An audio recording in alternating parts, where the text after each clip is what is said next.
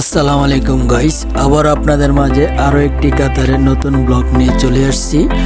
আজকে যাব আপনার সালোয়া বিচ সৌদি বর্ডার। সবাই পাশে থাকুন, দেখতে থাকুন। আমরা আজকে চলে আসছি Hilton Salwa beach Saudi border resort. তো আপনাদেরকে সবাইকে রিসোর্টটা পুরোটা ঘুরে ঘুরে দেখাবো। রিসোর্টটা দেখতে থাকেন। রিসোর্টের আশেপাশে কি সুন্দর মনোরম পরিবেশ। আমরা আস্তে আস্তে এখন রাস্তা দিয়ে আমরা যাচ্ছি গাড়ি দিয়ে, আপনাদের বাইরের পরিবেশটা দেখাচ্ছি। কত সুন্দর প্রাকৃতিক পরিবেশ, সেম বাংলাদেশের মতো। সামনে আছে ওয়াটার পার্ক। আমরা এসে পড়ছি প্রায় ওয়াটার পার্কের কাছাকাছি। আর একটু সামনে গেলে আমরা পাবো আমাদের যে রুমটা আমরা ভাড়া নিয়েছি, হোটেল গেস্ট, ওইটা। তাই আমরা এখন পুরোপুরি ওয়াটার পার্কের মেন গেটের সামনে আছি।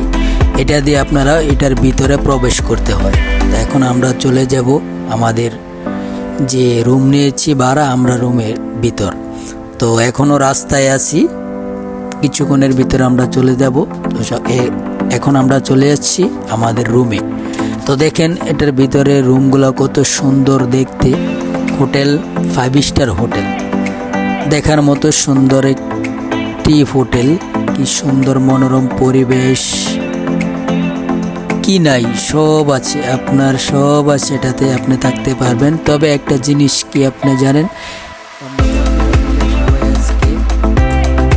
রয়্যাল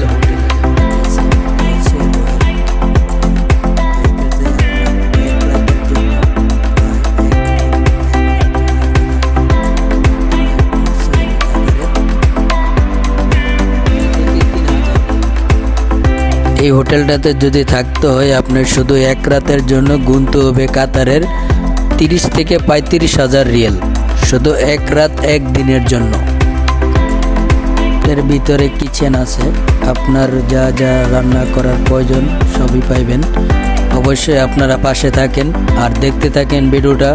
সবাই আমার পেজটাকে ফলো করবেন, আমার চ্যানেলটাকে সাবস্ক্রাইব করবেন, আর যেন আমি আপনাদের আরও নতুন নতুন কিছু ভিডিও আপনাদের দিতে পারি। এটা হচ্ছে আপনার ব্যালকনি, যে হোটেলের ব্যালকনির পাশ থেকে আপনি পুরা সমুদ্র সৈকতটা দেখতে পারবেন। কত সুন্দর যে বাইরের আবহাওয়াটা, এত সুন্দর লাগে আপনার বিকেল হলে যে আপনি কখনো কল্পনাই করতে পারবেন।